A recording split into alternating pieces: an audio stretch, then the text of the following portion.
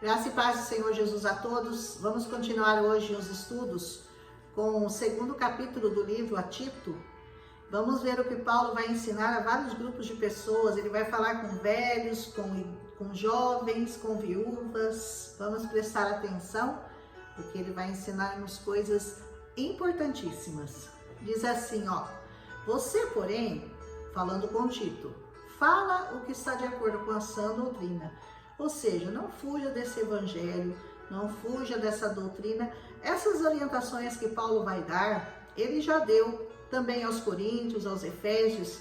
E aqui, como está falando de um outro lugar para uma outra pessoa, ele vai novamente repetir as mesmas instruções. São bem semelhantes, mas sempre a gente aprende mais, né? Cada capítulo a gente aprende mais um pouquinho, ele acrescenta alguma coisa nova, uma novidade, mas a base não muda. A base é sempre essa.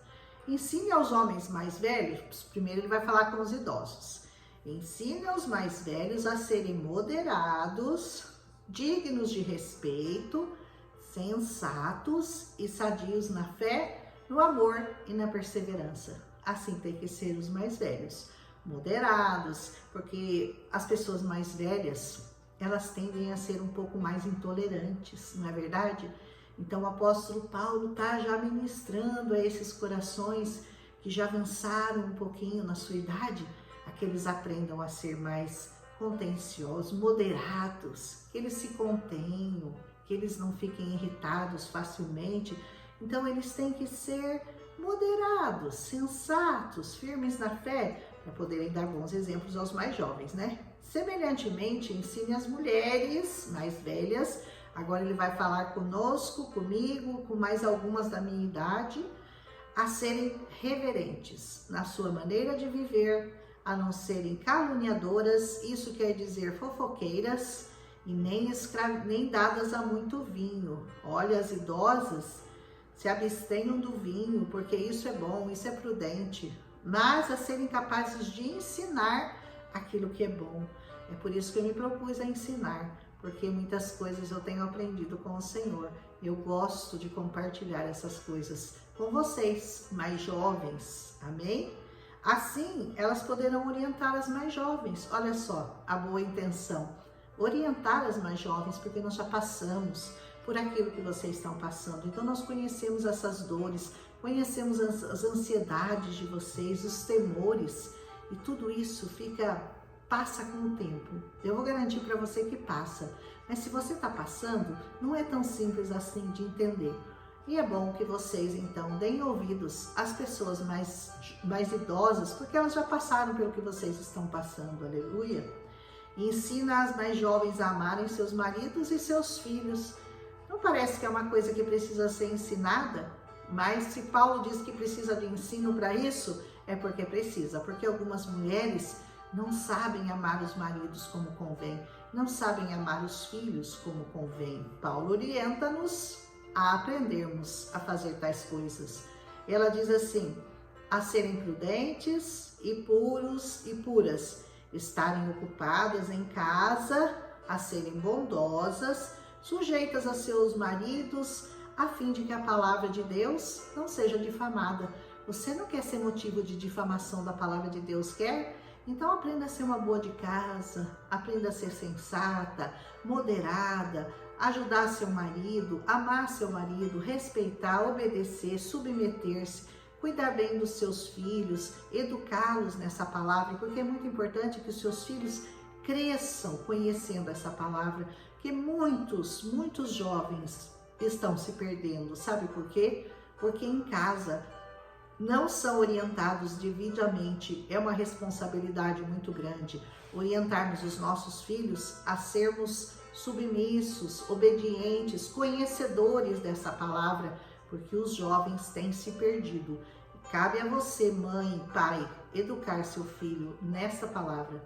Da mesma maneira, encoraje os jovens a serem prudentes. O jovem tende a ser intempestivo, ele tende a ser impetuoso, ele tem aquela ideia na cabeça e ele vai e quer fazer rapidamente. Então ensina esses jovens a serem prudentes, agir com prudência. é muito importante. Em tudo, seja você mesmo um exemplo para eles. Você que está ensinando essa palavra, seja você um exemplo, fazendo boas obras. Em seu ensino, quando você for ensinar, mostre integridade e seriedade. É muito difícil você confiar numa palavra, uma pessoa que prega essa palavra, mas não vive de acordo com os princípios dela. Você sabe da vida dessa pessoa. Então, antes de você dar ouvidos a qualquer pessoa que se propõe a ensinar esse evangelho para você, conheça a vida dela, conheça a integridade dela, conheça a seriedade dela. E aí, então, você dê ouvidos ao ensino que ela estiver te dando. Busque uma linguagem sadia, contra a qual nada se possa dizer. Contra uma linguagem sadia, não há o que falar, não há argumentos, para que aqueles que se opõem a você fiquem envergonhados por não poderem falar mal de vós. Não vão ter o que falar de você, a não ser coisas boas, e eles vão ficar com vergonha se tiver que falar mal, ainda que eles se sintam um pouco constrangidos, porque essa palavra confronta o pecado, e muitas pessoas se sentem confrontadas por essa palavra e elas não querem dar ouvidos, então elas preferem atacar quem? A quem está pregando. Mas você, sendo sério, sendo sóbrio, sendo digno de estar pregando essa palavra, você não vai ter como encontrar oposição, porque eles não vão ter o que falar de você. Então seja essa pessoa de quem ninguém tem o que falar. E diz assim: ensine os escravos a se submeterem em tudo a seus senhores. A palavra escravos antigamente era comum, porque havia verdadeiramente os escravos, né? Algumas pessoas trabalhavam como escravos. Hoje isso não acontece, mas nós temos os trabalhadores. E da mesma forma, os que trabalham têm que se submeter àqueles que são seus chefes, seus superiores, seus senhores, a procurarem agradá-los. Procurem ser agradáveis no seu ambiente de trabalho. Procure trazer palavras de edificação. Não fica falando mal do seu chefe, falando mal do seu companheiro de trabalho. Procure ser uma pessoa agradável, sensata, moderada, certo? E diz assim: a não serem respondões. Sabe aquela pessoa que fala e o outro já vem com 10 pedras na mão? Ele responde, ele não consegue ficar calado, ele sempre tem uma resposta pronta para dar na boca. Essa pessoa tem que ser corrigida, porque se ele quer ser um servo, ele tem que aprender a não ser um respondão. Aleluia! A não roubá-los. Claro, né? Isso é evidente. Se você trabalha em qualquer lugar e você tem a oportunidade de pegar qualquer coisa daquele lugar, não faça isso. Seja honesto em tudo que você fizer, mas a se mostrarem que são inteiramente dignos de confiança. Mostre-se inteiramente digno de confiança aos seus chefes. Em tudo, o ensino de Deus nosso. Por quê? Para que assim tornem atraente o ensino de Deus, o nosso Salvador. Olha que lindo, com o seu comportamento, você vai atrair pessoas a quererem ser como você, a copiarem você, e eles vão ficar tão intrigados, vão dizer: por que ele age assim? Ele tem oportunidade de se defender, ele tem oportunidade de responder, ele tem oportunidade de roubar, mas ele não faz nada disso, ele se mantém íntegro. E isso então vai ajudar muitas pessoas a se sentirem atraídas para servirem ao Deus que você serve.